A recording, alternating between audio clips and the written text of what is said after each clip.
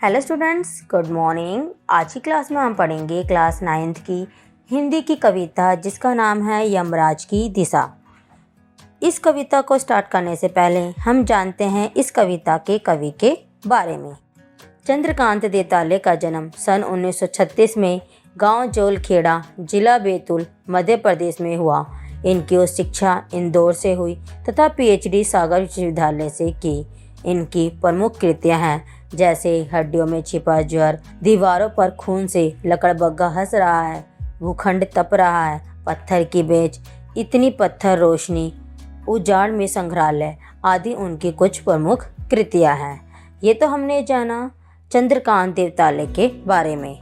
अब हम जानते हैं कि इस कविता में कवि बेसिकली किसके बारे में बात करना चाहता है।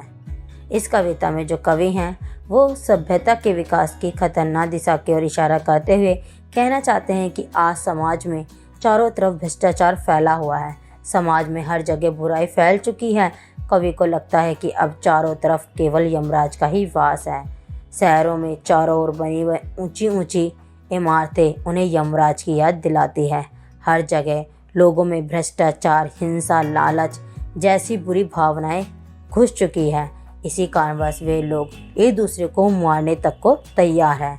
कवि अपनी माँ को याद करते हुए बताता है कि उनकी माँ उन्हें दक्षिण दिशा के बारे में बताती थी कि दक्षिण दिशा में यमराज का वास होता है। लेकिन आज कवि को लगता है कि यमराज सर्वव्यापी है।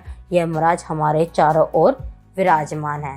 कहने का मतलब यह है कि पहले जो भ्रष्टाचार था वो कुछ सीमित था, यानी कि कुछ कमी था, लेकिन आज क्या है, भ्रष्टाचार हर जगह व्याप्त हो चुका है। स्कूल में देख लो, कॉलेज में देख लो, या आप कहीं भी किसी भी डिपार्टमेंट में चले जाओ, वहाँ भ्रष्टाचार फैला हुआ है। इसके कारण क्या है, पहले कम लोगों का शोषण होता था, लेकिन आज क्या है, आज हर कोई किसी न किसी के द्वारा शोषित होता है। तो हमने जान लिया कि यहाँ यमराज का मतलब किससे है, उस भ्रष्ट व्यक्ति से है। और इसके कारण क्या हो रहा है, आम जनता जो है वो है पिस रही है। तो चलो स्टार्ट करते हैं इस कविता को और जानते हैं कि कवि इन पंक्तियों के माध्यम से क्या कहना चाहता है। माँ की ईश्वर से मुलाकात हुई या नहीं कहना मुश्किल है, पर वह जताती थी जैसे ईश्वर से उसकी बातचीत होती रहती है और उससे प्राप्त सलाहों के अनुसार जिंदगी जीने और दुख बर्दाश्त करने के रास्ते खोज लेती है। इन पंक्तियों में जो कवि है वो अपना माँ के ऊपर अपने विश्वास को और अपनी माँ का ईश्वर पर विश्वास को दिखाता है कि उनके अनुसार एक जो कवि है वही कहता है कि उन्हें ये पक्का नहीं पता कि उनकी माँ की ईश्वर से मुलाकात हुई है नहीं, लेकिन उनकी माँ उन्हें इस तरीके से जताती थी, इस तरीके से विश्वास दिलाती थी जैसे कि ईश्वर से उनकी बातचीत होती रहती है। और ईश्वर से बातचीत करने में उन्हें जो सलाहें मिलती हैं उन्हीं सलाहों के अनुसार वो अपनी ज़िंदगी जीती हैं और दुखों को बर्दाश्त करने के लिए, यानी कि अपनी ज़िंदगी को जीने और दुखों को बर्दाश्त करने के लिए वो नए नए रास्ते खोज लेती है। तो यानी कि वो यही बताती हैं कि ईश्वर से उनकी मुलाकात होती रहती है, जिसके कारण उन्होंने यानी कि उनकी माँ ने देखो वो उसको देखा होगा, वो उसको सीखा होगा। उनके जीवन में जितनी पीड़ाएँ आई हैं, जितने दुख आए हैं, उन दुखों से लड़ने के लिए उन्होंने जो जो नए नए तरीके खोजे हैं उनके बारे में वो अपने बच्चे को अवगत करा रही है और उन्हें बता रही है कि क्या चीज़ें सही हैं और क्या चीज़ें गलत हैं, जिससे कि वो अपने आगे के जीवन में आने वाली समस्याओं का सामना कर सके। माँ ने एक बार मुझसे कहा था, दक्षिण की तरफ पैर करके मत सोना, वह मृत्यु की दिशा है और यमराज को क्रुद्ध करना बुद्धिमानी की बात नहीं है। जैसे कि हम सबको क्या होता है, हमारी मम्मी बचपन में बहुत सारी शिक्षाएं देती रहती हैं।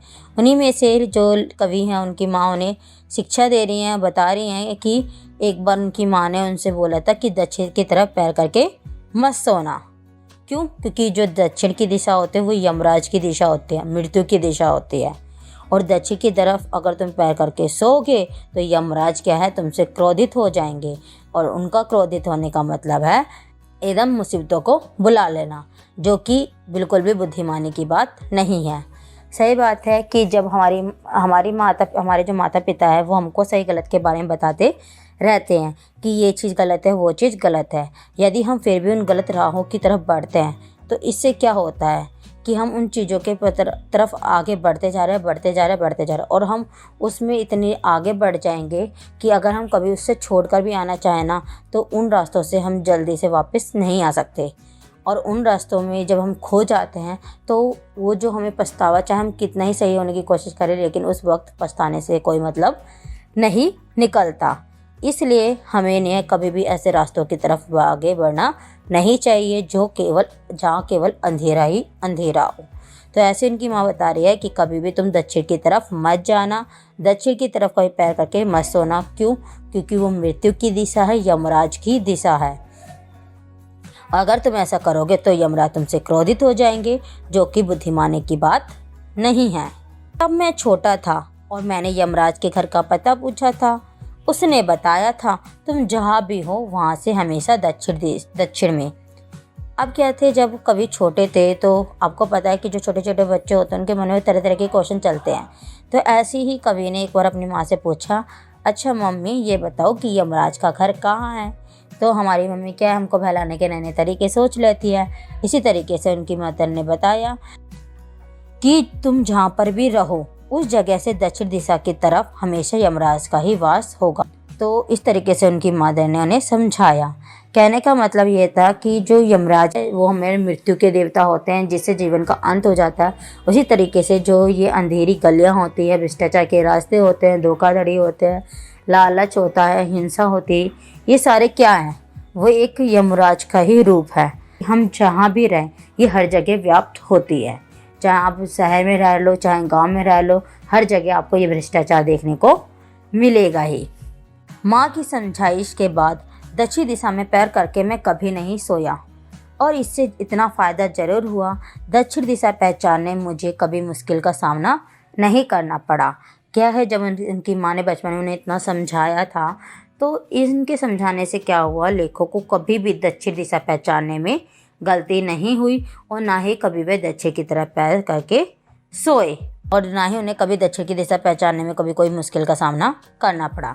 कहने का मतलब यह है कि बचपन में ही उनकी माँ ने सही गलत के बारे में इतना बता दिया था कि वो उन गलत रास्तों पर कभी चले ही नहीं।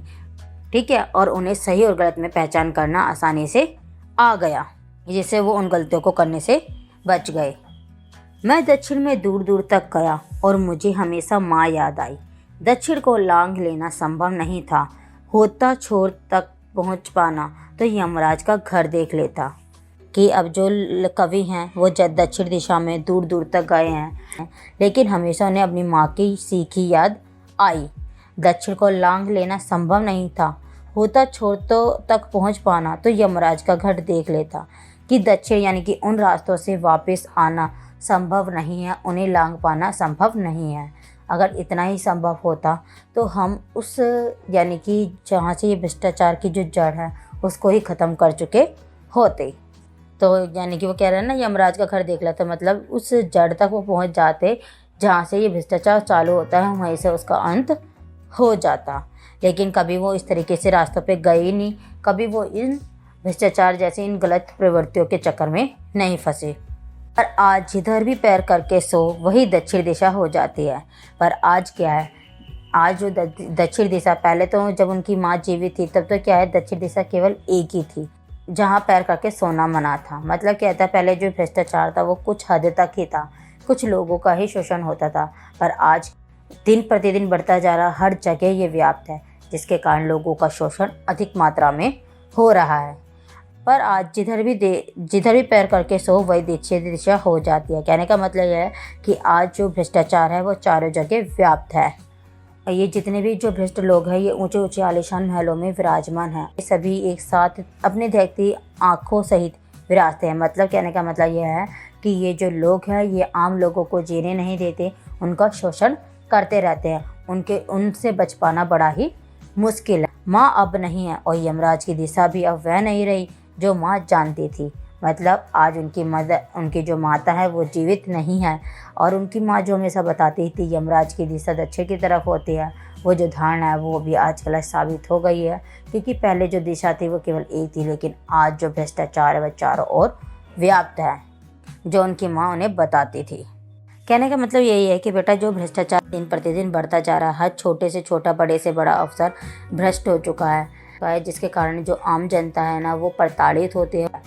और जो ये लोग हैं ये आम लोगों को जीने नहीं देते और आम लोग भी अपने कामों के चक्करों में अपने कामों को करवाने के लिए इन लोगों को पैसे तक देने को तैयार हो जाते हैं। आप भी देख लो, चाहे वो स्कूल हो, चाहे कॉलेज हो, चाहे कहीं भी चले जाओ, चाहे हॉस्पिटल तक में चले जाओ, वहाँ पैसा फेक तमाशा देख वाले काम होते हैं। पहले क्या था कि कुछ पूंजीपति लोग ही होते थे जो गरीबों का शोषण करते थे, पर क्या है आज हर कोई अपने से छोटे का शोषण करने में लगा हुआ है। तो ये हमारी जो कविता थी यमराज की दिशा वो यहीं ख़त्म होती है। आशा है आपको ये जो पूरी कविता है अच्छे से समझ आई होगी। अगर आपको ये कविता अच्छे समझ आई हो तो प्लीज़ मेरे वीडियो को लाइक करें, शेयर करें और मेरे चैनल को सब्सक्राइब करें। तो हम मिलेंगे नई वीडियो में नए चैप्टर के साथ। Thanks for watching.